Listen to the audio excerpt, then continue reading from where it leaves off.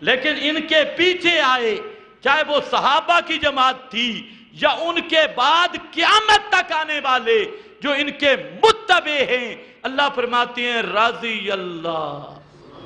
کیا ہے راضی؟ کیا ہے راضی؟ راضی اللہ۔ اور دوسرے مقام پہ فرمایا ان اللہ لا یرضا لا یرضا لعبادہ الکفر، اللہ فاسق اور کافر پہ راضی نہیں ہوتا، مہاجرین سب پہ راضی، انصار سب پہ راضی، اور ان کے متبعین سب پہ راضی۔ رضی اللہ برضوا عنہ واعد لہم جنات، اعد لہم جنات، ان کے لیے باغات اور جنتیں تیار کی ہیں۔ اس لیے میرا بھائی یہ کتاب اللہ کی وہ شہادتیں ہیں۔ کبھی فرمایا یوم لا یخزی اللہ النبی والذین آمنوا معہ، اللہ قیامت کے دن اپنے پیغمبر کو بھی رسوا نہیں کرے گا اور پیغمبر کی جماعت کو بھی رسوا نہیں کرے گا۔ یوم لا یخزی اللہ النبی والذین آمنوا معہ، وہ جو پیغمبر کے ساتھ ایمان والے ہیں، آپ کے صحابہ ہیں، جس طرح پیغمبر کے قریب رسوائی نہیں آ سکتی، اسی طرح پیغمبر کے صحابہ کے قریب بھی رسوائی نہیں آ سکتی۔ اور فرمایا نورہم یسعی بین ایدیہم سیماہم فی وجوہہم من اثر السجود ذکر کیا، اور اسی کی وضاحت کی نورہم یسعی بین ایدیہم، انہی کا نور ہوگا۔ پیغمبر کریم صلی اللہ علیہ وسلم کی یہ جماعت، ان کا نور آگے بھی دائیں بھی سب سائڈوں پر بھی ہوگا، اور ان کا وہی نور ایمان، وہی حبب الیکم الایمان، وہی کتب فی قلوبہم الایمان، وہی الزمہم کلمۃ التقوی، اسی کا نور، اسی کی برہان۔ فرمایا یہ وہ لوگ ہیں۔ اور کبھی اللہ نے فرمایا لقد تاب اللہ علی النبی، لقد تاب اللہ علی النبی والذین والمہاجرین والانصار، اللہ تاب اللہ۔ اب وقت نہیں میں اس پہ گفتگو کروں۔ اللہ نے فرمایا جو رحمت پیغمبر پہ کی ہے، وہی رحمت پیغمبر کے مہاجرین پہ بھی کی ہے، وہی پیغمبر کے انصار پہ بھی کی ہے۔ سب انصار، سب مہاجرین، یہ قرآن کی شہادت ہے۔ اب اس کے مقابل جو بھی لائے کسی مہاجر کی تنقید، کسی انصاری کی تنقید، تو سمجھو وہ جنگل کا کتا بھونک رہا ہے، چاہے اس کا نام آپ جو بھی رکھ لو، وہ کتا بھونکے گا۔ اور پیغمبر کے صحابہ یہ وہ ہیں جن کی عظمت قرآن نے بیان کی ہے۔ تو میں نے عرض کیا کہ یہ شخصیات کا مسئلہ نہیں، یہ دین محمدی کی اساس کا مسئلہ ہے، بنیاد کا مسئلہ ہے۔ اسی لیے اب کچھ لوگ کہتے ہیں جی یہ مولوی صاحب انا کا میں مراد نبی پاک تو الموتا نبی پاک کس طرح داخل ہوں گے؟ الموتا میں اس طرح داخل ہوں گے انا کا میتن کی نسکتی سے، انا کا میتن الموتا کا فرد ہے، انہم میتون الموتا کا فرد ہے، انکم بعد ذالک لمیتون ثم انکم یوم القیامت تبعثون کی نسکتی سے داخل ہوں گے۔ اچھا خیر، بعد میں پوچھ رہے نا، پھر کہتے ہیں یہ بڑا سختی کرتا ہے۔ میں کہتا ہوں آج ذرا نرمی والوں کی بات سنو، یہ جو پچھلے بزرگوں کا نام لیتے ہیں وہ نرمی والے ہیں۔ یحییٰ ابن معین،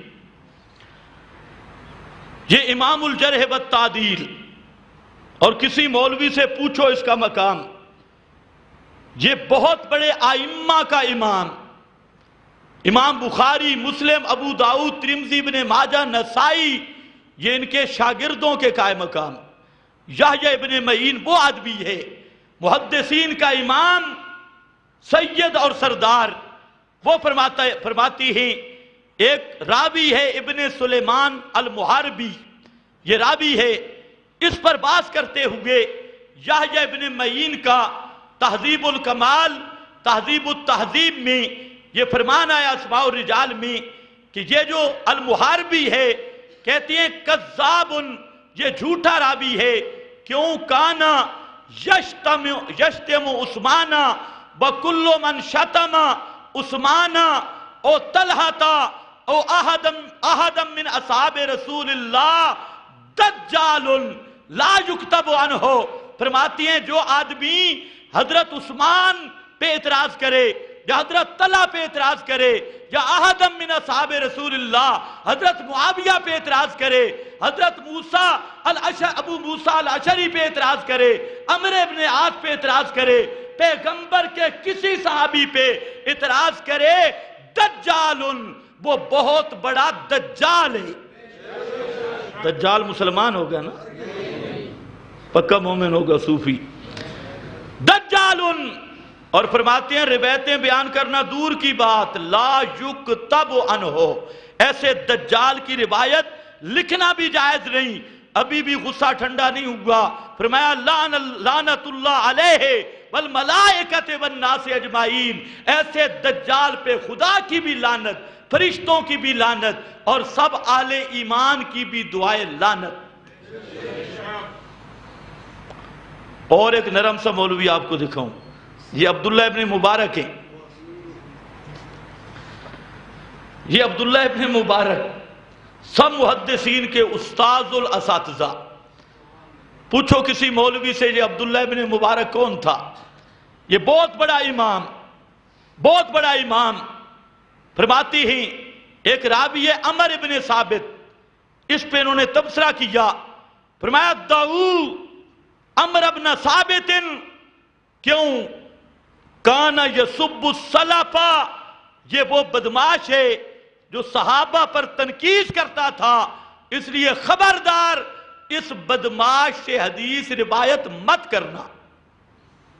وجہ بیان کی، کانا یسب السلف، یہ تو مسلم کے مقدمہ میں ہے، مسلم کے مقدمہ میں سفیان ابن عیینہ۔ اور ایک آپ کو تھوڑا سا مولوی بتاؤں، یہ سفیان ابن عیینہ یہ امام ابو داؤد کا بھی استاذ ہے، مسلم بخاری یہ سیاہ ستہ والوں سے بھی بڑا محدث ہے سفیان ابن عیینہ۔ فرماتی ہیں ایک آدمی آ رہا تھا جنازہ پڑھ کے، ایک دشمن صحابہ فوت ہوا، تو ایک آدمی جنازے سے آ رہا تھا، تم بھی ذرا خیال کرو سیاسی جنازے پڑھتے ہو، تو سفیان ابن عیینہ نے دیکھا بھی جنازہ پڑھ کے آ رہا ہے، اس نے پوچھا کدھر گیا تھا؟ تو کہتا ہے میں نے وہ جنازہ پڑھا۔ تو فرمایا اما سمیتا انہو یسب اصحاب رسول اللہ، تجھے نہیں پتا کہ وہ لعنتی رسول اللہ کے صحابہ کو بکواس کرتا ہے؟ یہ نہیں پتا تجھے؟ کون کہتے ہیں؟ سفیان ابن، اور آگے قانون ذکر کیا، پہلے تو کہا استغفر اللہ، استغفار کر، توبہ کر، توبہ، اور خبردار جب کوئی ایسا مر جائے جو کسی صحابی سے بغض رکھتا ہو، اس کا کبھی جنازہ نہ پڑھنا، اس کے جنازے میں شرکت نہ کرنا۔ اب یہ کہنا تو آسان ہے کہ یہ مولوی بڑا سخت ہے، اب اس کو کون سمجھائے گا؟ یہ سفیان ابن عیینہ ہے اور محدثین کا استاذ ہے، اور یہ اصول الاعتقاد، اہل سنت کے اصول الاعتقاد بہت بڑی کتاب، اس میں یہ واقعہ اس نے نقل کیا۔ اسی طرح طلحہ بن مصرف ہیں، فرماتی ہیں الرافضی لا تنکع نساؤہم ولا یوکل ذبائحہم، رافضی صحابہ کا دشمن، ان کی عورتوں سے بھی نکاح نہیں ہوتا۔ یہودی زنانی سے نکاح ہو جاتا ہے، بل محسنات من الذین اوتوا الکتاب، اصل مذہب یہود پہ ہو، یہودی اہل کتاب، تو یہودین سے نکاح ہے، نصرانی زنانی سے نکاح ہے، لیکن رافضی شیعہ زنانی ہو، اسے فرمایا اس سے نکاح نہیں، بلا یوکلو، اور ان کے ذبیحے بھی حرام ہیں، ان کا ذبیحہ بھی نہیں کھایا جائے گا، ان کی زنانیوں سے نکاح بھی حلال نہیں ہوگا۔ اور فرماتی ہیں لِأَنَّهُمْ أَهْلُ رِدَّةٍ، اس لیے کہ یہ لوگ مرتد ہیں، مرتد کا ذبیحہ بھی حلال نہیں اور مرتد کی زنانی کے ساتھ نکاح بھی نہیں۔ اور ایک آپ کو تھوڑا سا نرم سا مولوی سنو، یہ الابانہ عن اصول الدیانہ اہل سنت کی مشہور کتاب، امام ابن تیمیہ فرماتی ہیں کہ فَإِن يَسُبُّ فَقَدْ كَفَرَ، اگر شیعہ رافضی یا کوئی کسی صحابی پہ تان کرتا ہے، یسب بکواس کرتا ہے، فَقَدْ كَفَرَ پکا کافر ہے۔ فَقَدْ فَقَدْ فَقَدْ کیا ہے؟ اچھا یہاں یہ وہ محدثین ہیں جو کہتی ہیں ایک صحابی پہ تان کرے، اور ادھر آپ کا رائبینڈ کا سامری ہے، وہ رائبینڈ کا سامری، وہ سامری رائبینڈ والا سامری کیا کہتا ہے کہ سب صحابہ کو کافر کیا، میں اسے بھی کافر نہیں کہتا۔ ابھی اس دجال نے، شیطان نے، اس سامری نے وہ جنازہ پڑھا کلثوم کا، کلثوم نواز کا، اور جنازے کے بعد جہرن اجتماعی دعا کرا رہا ہے، بے حیا باش ہرچے خواہی کن، جہرن دعا کی جا رہی ہے۔ اب اس سامری سے کوئی پوچھے اور ساری دنیا کو دھوکہ دیتے ہو کہ ہماری زندگی میں رسول پاک کا دین کیسے آئے گا، او بے ایمانہ، جنازے کے بعد یہ اجتماعی دعا مربجہ کرنا یہ کس رسول کی سنت ہے؟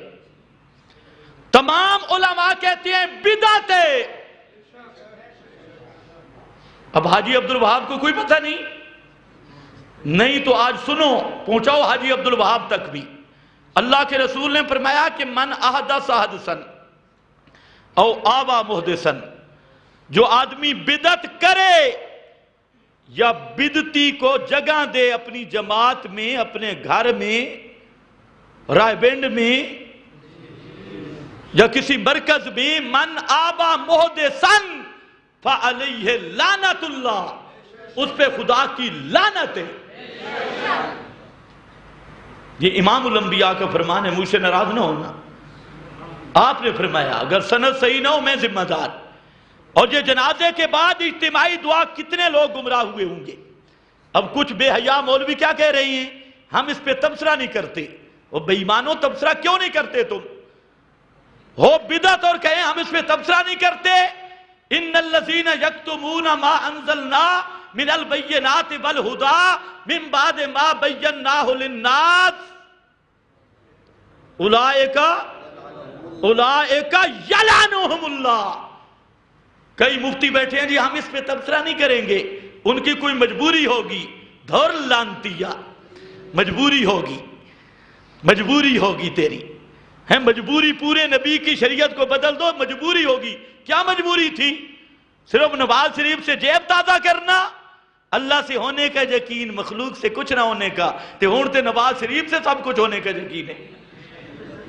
نواز دی بیوی مرے تے جنازے تو بعد دعا تے غریب دی مرے، پھر کوئی نہیں ہے۔ یہ مذہب ہے، خدا کی قسم یہ مذہب نہیں، یہ یہودیوں کے اوصاف ہے، یہ محمدی دین نہیں۔ امیروں کے پاس مسئلہ بدل جائے، بڑے دنیا دار کے سامنے جائے، مسئلہ بدل جائے، ایسا مسئلہ بدلانے والا وہ ریبینڈ میں رہے تب بھی یہودی رہے گا، اور اگر توبہ نہ کی تو یہودی بن کے مرے گا۔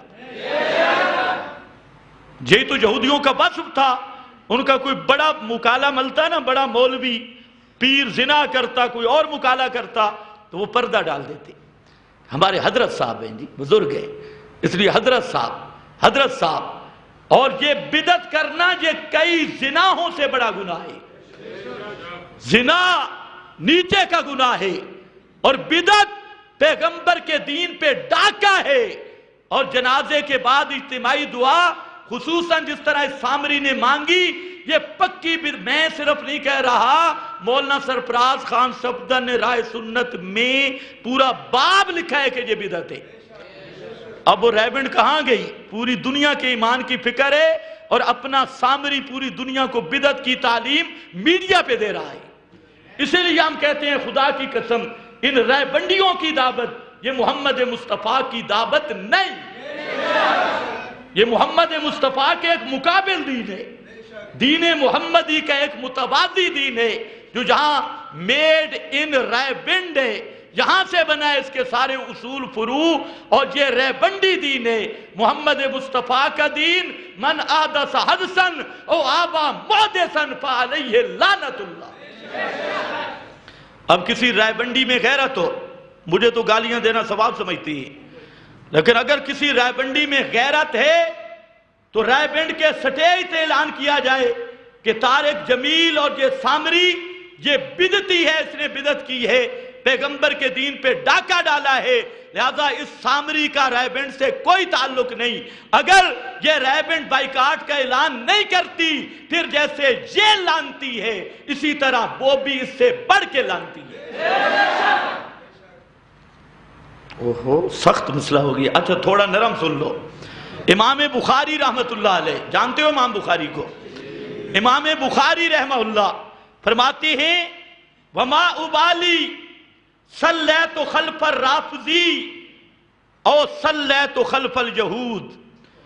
امام بخاری فرماتے ہیں کہ میں کسی شیعہ کے پیچھے نماز اگر پڑھوں تو پھر یہودی کے پیچھے بھی پڑھنی چاہیے، نصرانی کے پیچھے بھی پڑھنی چاہیے۔ یہ نرم سا جملہ ہے۔ ایک اور امام ہے، امام احمد بن حنبل، امام اہل سنت، امام احمد بن حنبل فرماتے ہیں من سبا اصحاب رسول اللہ او واحدا منہم او طعن احدا، کسی نے کسی صحابی ایک کو یا سب کو سب کیا، برا کہا یا طعن کیا، او آبا احدا یا کسی کا عیب لگایا، فہو رافضی خبیث لا یقبل اللہ عنہ صرفا صلاۃً صرفا ولا عدلا۔ وہ ایسا لانتی ہے، ایسا خبیث ہے کہ اس کی نماز بھی اللہ قبول نہیں کرتا، اس کے روزے بھی، اس کے فرض بھی، اس کے نفل بھی اللہ قبول نہیں کرتا، اور نماز روزے نفل یہ برباد ہوتے ہیں اس کے جس کی بدعت کفر کے درجے کو پہنچ جائے۔ تو امام احمد یہی بتانا چاہتے ہیں حبطت اعمالہم، ایسے لانتی کے سارے عمل برباد ہیں جو کسی ایک صحابی کو بھی برا کہے۔ ایک اور نرم سا مولوی بتاتا ہوں، امام مالک ہے، امام مالک فرماتے ہیں جو کسی صحابی کو برا کہے، سب احدن، کسی صحابی پہ بکواس کرے تو وہ آدمی پکا کافر ہے، اور اس کو کافر قرآن نے کہا ہے۔ امام مالک سے پوچھا گیا یہ قرآن نے کہاں کہا ہے؟ فرمایا سورہ فتح نہیں پڑھی لِيَغِيظَ بِهِمُ الْكُفَّارِ، لِيَغِيظَ بِهِمُ الْكُفَّارِ۔ قرآن کہتا ہے کہ صحابہ پہ سب اور طعن کرنے والا وہ کافر ہے۔ ایک اور نرم سا مولوی آپ کو بتاؤں، امام اعظم امام ابو حنیفہ رحمت اللہ تعالی، میں حیران ہوں، یہ کہتے ہمارے اکابر تجھو نہیں کہتے، اور تمہارے اکابر ہیں کون؟ پہلے متعین کر تمہارے اکابر کون ہیں؟ میں نے اپنی اکابر کی کتابوں میں دیکھا ہے کہ جو سب صحابہ کو کافر کہے نا اسے کافر نہ کہو۔ میں کہا تیرے اکابر کون ہیں؟ اکابر مجرمیہ، وہ کون ہے تیرے اکابر؟ میرے تجھے اکابر ہیں، امام اعظم امام ابو حنیفہ، امام ابو یوسف اور امام محمد، تینوں اماموں کا کٹھا فتویٰ، اور فتویٰ بھی فقہ میں نہیں، عقیدے کی کتاب عقیدہ طحاویہ، ائمہ ثلاثہ تینوں اماموں کی اتفاقی کتاب عقیدہ طحاویہ میں فرماتے ہیں گالی دینا تو دور کی بات، اعتراض کرنا تو دور کی بات، تنقیص کرنا تو اور دور کی بات، اور بک بک کرنا دور کی بات، کافر کہنا اور دور کی بات، بغضہم، اگر دل میں کسی صحابی سے نفرت ہو، زبان سے کچھ بھی نہ کہے، صحابی کا نام آئے چاہے حضرت معاویہ یا کسی صحابی کا، اور دل میں نفرت آئے، فرمایا 3 فتوے اکٹھے ہیں، کفرن و نفاقن و طغیان۔ سارے پڑھو، کفرن و نفاقن و طغیان۔ نرم فتویٰ یہ ہے کہ وہ آدمی پکا کافر ہے، اور اس سے اوپر والا درجہ ہے کہ وہ آدمی پکا منافق ہے۔ منافق کا درجہ کافر سے اوپر ہے، ان منافقین فی الدرک الاسفل من النار، یہ اوپر کا کافر ہے۔ اور فرمایا طغیان، اور ہے بھی پکا نطفہ حرام کا، مدے کی پیداوار، پکا نطفہ حرام کا طغیان۔ میرا خیال ہے بہت نرمی ہو گئی ہے۔ یہ ہے ہمارے ائمہ، امام اعظم، امام ابو یوسف، امام محمد، امام مالک، امام احمد، امام ابو ذرہ فرماتے ہیں اذا رأیت الرجل ینتکس احدا من اصحاب رسول اللہ فاعلم انہ زندیق۔ جب دیکھے تو کسی ایک آدمی کو جو کسی صحابی کی غیبت کر رہا ہے اور اس کے نقص بیان کرتا ہے، چاہے تاریخیں پڑھ کے، مولویوں کی کتابیں اٹھا کر، اور میں کہتا ہوں چاہے بخاری مسلم اٹھا کر، روایتیں اٹھا کر، اگر کسی صحابی کے خلاف بکواس کرتا ہے، امام ابو ذرہ، یہ بھی سب کا استاذ، سب سے بڑا محدث، فرماتے ہیں فَعَلَمْ أَنَّهُ زِنْدِيقٌ، تو یقین کر لے کہ یہ مرتد سے بھی اگلے درجے کا کافر ہے۔ یہ تھوڑی سی نرمی ہے ہمارے بزرگوں کی، یہ ہمارے اکابر ہے۔ وآخر دعوانا الحمدللہ۔